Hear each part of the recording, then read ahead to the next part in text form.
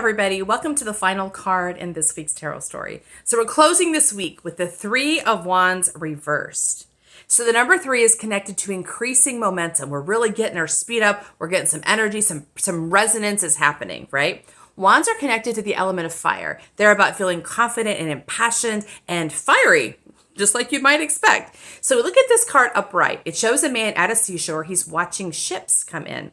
So I always think of this as literally his ships are coming in, right? This guy is now, he's at the seashore. He's in the process of sort of bringing his vision into being. He's got passion. He's joyful. He's excited. And now he's watching the ships he is sent for beginning to show up. He's beginning to really get some power and some energy in his journey. So he's getting closer, getting that power ramped up as he is achieving his vision.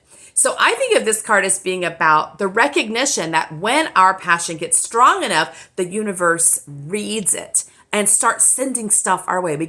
Our ships come in. We get these opportunities, these synchronicities. People show up. Resources show up. And the question is, when they show up, do you see them or do you dismiss them as coincidence? That's a real challenge because the logical linear mind that's not been trained properly will often not see these gifts of the universe for what they are. We see them as coincidences. We see them as, we just don't see them at all, right? So the idea behind the Three of Wands is you want to be looking for it. You want to train your mind to expect the universe to help you start looking for the signs, look for the sparkly things, look for where the magic is. So you're expecting magic. You want your mind to expect magic so that it recognizes it. And so that when you see an opportunity, you follow it. You don't spend a lot of time contemplating, thinking about it. You let yourself just go straight into flow.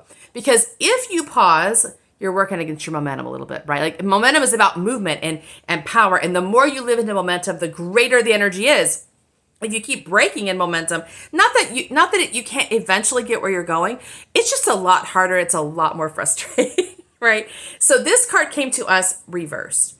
And that suggests to me that maybe we're not expecting the universe to support us the way it is, the way it will. And so we're kind of putting the brakes on ourselves. When we start getting excited, we slow ourselves down. And that feels like it's resonant with the Ten of Cups reversed yesterday. I talked about how many of us, all of us are raised in a world that's primarily focused on tribal communications, tribal communities, tribal connections, right? And if you're not tribal, if you're not a non-tribal person, which is what creative intuitives generally are, then you don't fit those patterns that you're shown. And so we try to match the patterns, right? We try to figure out how to fit in and we fail because we're not built to do it. It's like we're birds trying to be fishes and you just can't pull it off. So if you have that experience, over time you begin to internalize the message that you're just an odd bird. You don't fit in and you're on your own. You're on your own. So the message the mind internalizes is that I got to depend on myself. Ain't nobody coming to help me. I got to do it myself. And when the mind believes that, it's no longer looking for support, which is what this is. The mind does not believe the universe has your back. There aren't any people out there that get you. No one's really supporting you. You just have to go on your own, just on your own juice. You got to make things happen. So, by the way, that's not possible.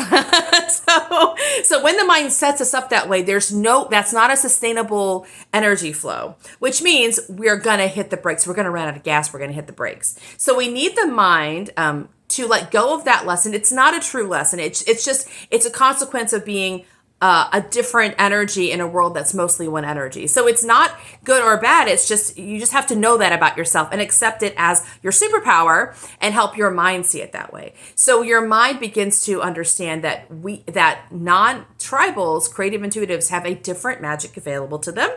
And that is a magic of passion and power and exhilaration, which the universe responds to.